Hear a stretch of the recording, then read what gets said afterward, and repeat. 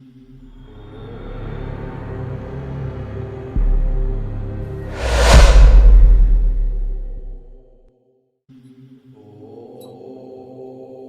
आप पितरों की पूजा करेंगे। पहले किसकी पूजा करेंगे? पितरों की। पितरों की पूजा। तो अक्सर मेरे पास लोग जितने भी आते हैं, मैं उनसे बड़ा कंफ्यूज होता हूँ, परेशान होता हूँ। पितरों की पूजा, लोग कहते हैं जी हमें पंडित जी ने ये बताया, हमें किसी गद्दी चौकी पे ये बताया, हमें किसी ने ये बताया, किसी ने बताया। तो क्या मैं पूछना चाहता हूँ कि आपको ये पता कि आपके पितृ कौन है? जी नहीं, हमें तो नहीं पता। नहीं पता? आपको पता है? पितरे ही घर के देवता बताते हैं। कौन किसको? बाबा, पिताजी, ताऊ, चाचा, इनको अच्छा। बताते हैं। आपके बाबा, पिताजी, ताऊ। तो आपकी मिनिमम 50 सवाउट उम्र पार होगी, 55। हाँ। कितनी जगह पूजा कराने गए हो आज तक? अंदाजा?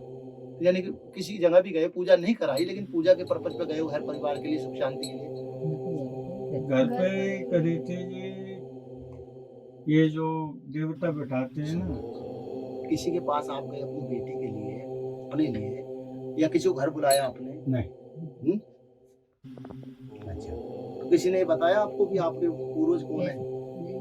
नहीं, किसी ने नहीं बताया। सियाने तो आए ऐसे जाको कुछ भी इलाज कराओ दिक्कत दूर। आपके घर पे जो भी आए हैं, उन्होंने बताया कभी आपको? या आपके बड़ों ने बताया आपको? भेजो कैसे अगरबत्ती नहीं लगा बताया। दो, फलान लगा दो, ढेकान लगा दो, ऐसे बोलते तो अगरबत्ती लगा दो तो पूजा कर दो। अच्छा। तुम्हें बताया? जी नहीं। तुम्हें पता है? नहीं, मैंने कई बार पूजा करवाई, लेकिन मुझे आज तक ये नहीं बताया। किसी ने बोला ये हवन करवाओ, वो करवाओ, मैंने सब कुछ कराया, बताया कुछ नहीं। पितृ दोष है, नहीं, पितृ कुछ नहीं नाराज है, बताया। पूर्वज नाराज है, ये सब चीजें, लेकिन ये नहीं, बताया कि तुम्हारे पितृ है कौन? नहीं बताया। बताया। नहीं। हमारा उद्देश्य यही है कि आपको जो चीज नहीं पता उसको समझा सके, बता सके। बताते थे। ठीक है ना? जी। जिन्होंने शादी कर लिए, गृहस्थ अपना लिया है, वो कभी पितर नहीं हो सकते।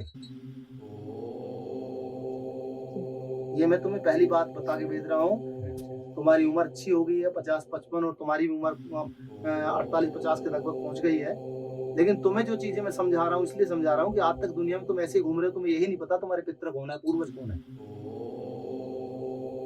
पितर जो होते हैं, जो कुंवारी अवस्था में गुजर जाते हैं, जो 13 साल की उम्र के बाद, पहले टाइम में गांव देहात में 12-13 साल की उम्र में शादी कर देते बच्चे की, 14 साल की उम्र, 15 साल की उम्र का बच्चा जवान, शादी बच्चे हो जाते थे। अब लोग, बहुत से लोगों के कहते हैं तुम्हारा 4 साल का बच्चा गुजरा है, वो पितर है। 4 साल का बच्चा कैसे पितर हो जाएगा? अब तो बोलते हैं। है? अब तो है ना? कैसे हो जाएगा वो? दूसरी बात, अगर वो कह रहे हैं कि आपके पिताजी नाराज हैं, आपकी अम्मा नाराज है, तो जिन्होंने गृहस्थ अपना लिया वो पितर नहीं हो सकते, वो तुम्हारे पूर्वज हैं। पूर्वजों के श्राद्ध होते हैं सिर्फ साल में एक बार, अखबार के में एक बार। और पितरों की अमावस्या होती है, हर महीने जो आती है अमावस्या। बहुत से लोग क्या करते हैं, सूखा सामान लेके उसको ब्राह्मण को दे के आ जाते हैं। क्या वो आपके पितरों को लग जाएगा? है? खीर बनाई जाती है, पितरों को खीर और रोटी दी जाती है, और बुजुर्गों को खीर और पूरी दी जाती है, क्योंकि उनके श्राद्ध होते हैं। पितरों के श्राद्ध नहीं होते हैं, उनके लिए रोटी और खीर बनाई जाती है, मीठा भोजन बनाया जाता है, बहुत से चटपटा भोजन देते हैं। अब पितर कौन बनते हैं? जिन्होंने ग्रस्त नहीं अपनाया, जिन्होंने शराब नशा ऐब नहीं किए, जिन्होंने गली मोहल्ले में कोई बहन बेटियां नहीं छेड़ी है, माँ बाप को ना सताया है, ऐल फैल ना करी हो, लंगोट के पक्के रहे हो, जुबान के सच्चे रहे हो, परमात्मा पर और माँ बाप पर अच्छा अपना विश्वास किया हो, ऐसे लोग गुजर जाते हैं तो पितरों में जाते हैं। बहुत से लोग कहें कि आज की जनरेशन में कहें कि जो वो हमारा तो बेटा गुजर गया अभी एक्सीडेंट में अचानक, तो वो पितरों में जाएगा।